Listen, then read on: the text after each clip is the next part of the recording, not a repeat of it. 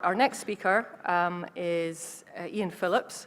So for those who don't know Ian Phillips, Ian's got over 30 years experience in the upstream oil and gas industry, including 18 years with major operators and a major service company. He's worked up from being a reservoir engineer involved in exploration and field development to being a project director responsible for full field development programs. In 2007, he became a founding director of CO2 Deep Storage, one of the first companies specifically seeking to provide the services of CO2 capture, transportation, and deep geological storage to alleviate the worst effects of climate change. Still got a bit to go there on that one. In September 2014, he became Chief Executive of OGIC, that's the Oil and Gas Innovation Centre, a Scottish government-backed research funding agency that's entirely demand-led. OGIC provides grants to support company-led research and development in conjunction with Scottish universities. So, Ian? Thank you, Margaret. I had no idea you were going to read all of that. So, good afternoon, ladies and gentlemen. Slightly odd sort of organisation to be stood up here talking about intelligent completions. In my dim and distant past, and not in that resume, was I worked for Halliburton and was part of a company called Well Dynamics, which was one of the very early entrants into the intelligent completion market. So I guess I have a reasonable amount of both the technical background and as a reservoir engineer understand why you might use this. It's interesting to follow the previous three speakers who are all about more reservoir contact. This is more about intelligent use of that reservoir contact. So what I'm going to say a little bit about is, from a reservoir perspective, why would you even bother with an intelligent completion? I'm going to say a very small amount about the technology to explain what it is, and then I'm going to conclude with a slide on, I guess, the broad issues to be considered when you're considering installing an intelligent completion in one of your wells. The first reason you might be thinking about any sort of fancy completion is simply because the reservoirs are complicated. This random diagram off the web shows a series of layered reservoirs which, in principle, you can access from a single surface location. The conventional approach would be to drill a well into these reservoirs. It could be a vertical well, as I've illustrated. Clearly, it could be higher angle or horizontal. And you would probably either perforate the hell out of it to get the maximum production early, or if you had a suitably benign asset manager, you may be able to perforate in sequence and seek to maximize recovery, but perhaps taking a little bit longer. The biggest problem, though, is that these reservoirs are not uniform. So I've got four significant properties of a reservoir that might influence the production. One is how much oil do we actually think is in a given reservoir, which may or may not be isolated from the other reservoirs. Another issue is that the reservoirs may be at different pressures, either at the beginning because of naturally occurring phenomenon, or later on in life because you've depleted one reservoir more than you've depleted another.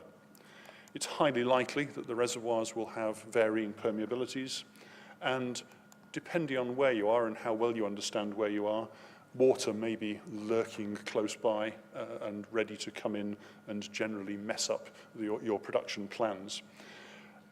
One of the biggest challenges is you'll have a certain level of understanding of this at the beginning.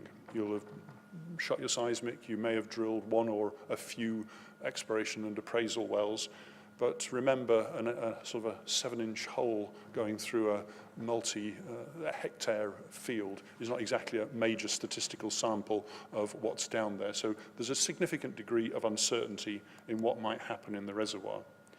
The conventional approach to reservoir management is to drill your well, run your production tubing, and perforate the reservoirs generally, all of them at once, to maximize that production and hence revenue.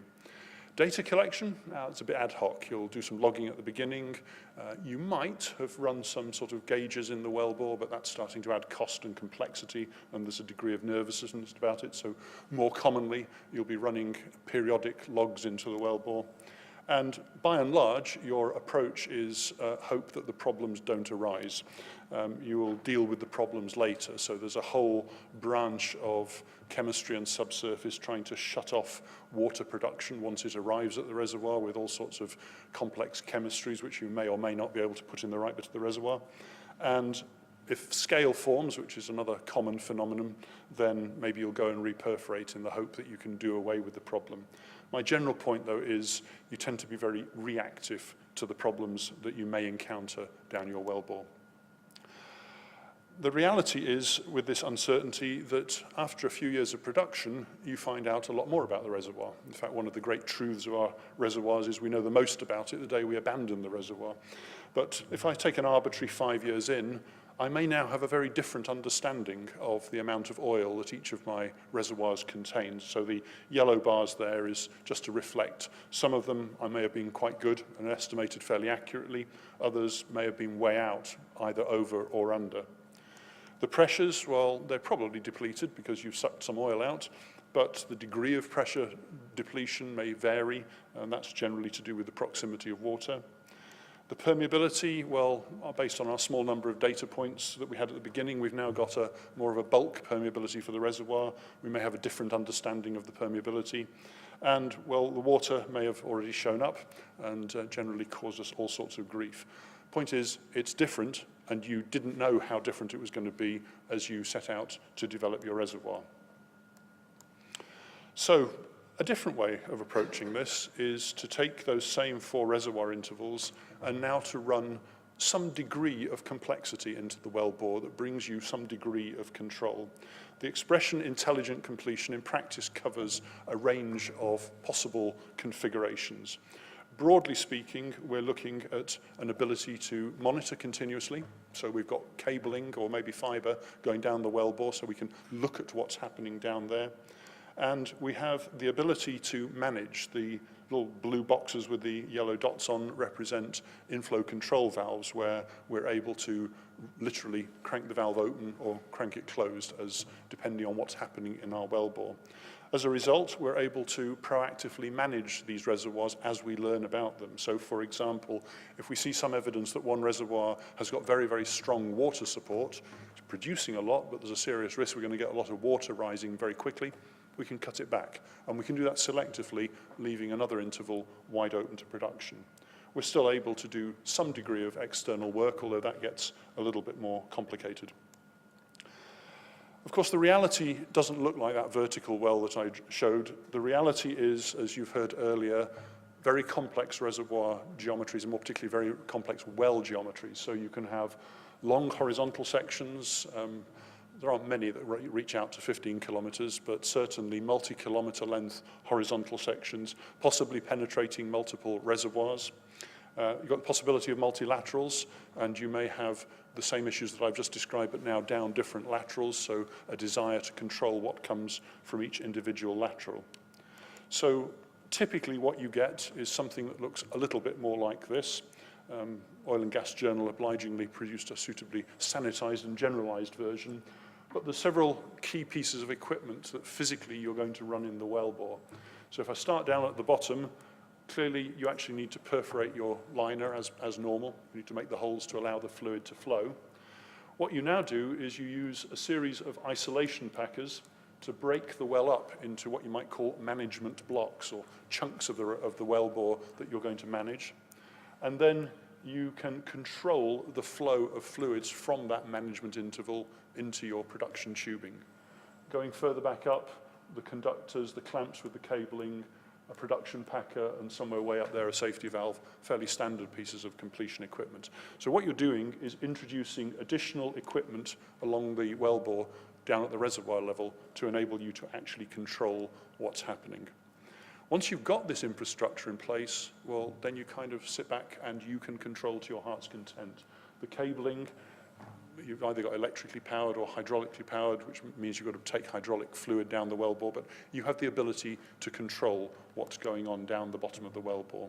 A presentation like this wouldn't be complete without a few equipment pictures, so trying to be even-handed across the different vendors, but the big packers to isolate the interval, and 2 variations on a theme of inflow control, with varying degrees of sophistication on the control that you can actually apply.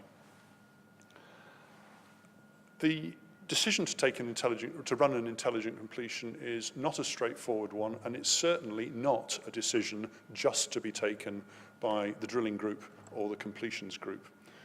The advantages that it brings are nothing to do with running the equipment in the wellbore. They're about the long-term management of the reservoir. So you're going to get better information about your reservoir performance. You're almost certainly going to get greater recovery because you have an ability to cut off or cut back and sometimes shut off problems such as water production. So you can adjust and tune your well to maximize the recovery. And as a result, you will generally have fewer production problems. Not guaranteed, but pretty likely that this will happen. So less water, because you're able to shut it off. Water generally increases the hydrostatic head in the wellbore, cutting back on production. And scale, which often forms when you get water present, is something you can avoid.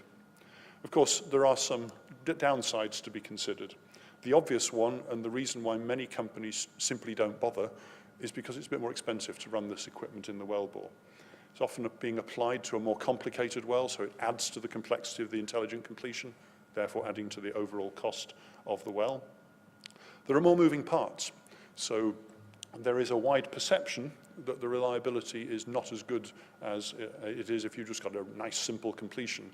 A bit like the multilateral demonstration a bit earlier, that was true 25 years ago. Most of those reliability problems have been addressed. I unfortunately don't have the same sort of statistics to demonstrate that, but the anecdotal information that I've read suggests reliabilities in north of 95% are reasonable to expect. And the biggest thing, which is absolutely nothing to do with the drillers or the completion people, is you can manage your reservoir very much more in real time. Now, this should arguably be on the advantage side, but the disadvantage is, well, actually, you have to think about that. Reservoir engineers, geologists, geoscientists don't generally live in what you might call the real-time world. They don't generally have to sit there and come in, or maybe come in each day and think, do I need to adjust my well today? They're generally thinking on timeframes of many months to many years before they can consider changing the well, because the alternative generally is a workover recompletion. So it's not much point doing or installing the intelligent completion if you're not also going to change your workflows and your internal corporate processes to ensure you can take advantage of the intelligent completion. I was a little worried when I saw several other people's presentations, because that's it. That's the sort of quick whistle-stop tour through intelligent completions. I guess in summary, they're a lot more reliable than perhaps the perception might be. They definitely cost a bit more money, but there's a hell of a big benefits to be gained if you do go ahead and use them. Thank you.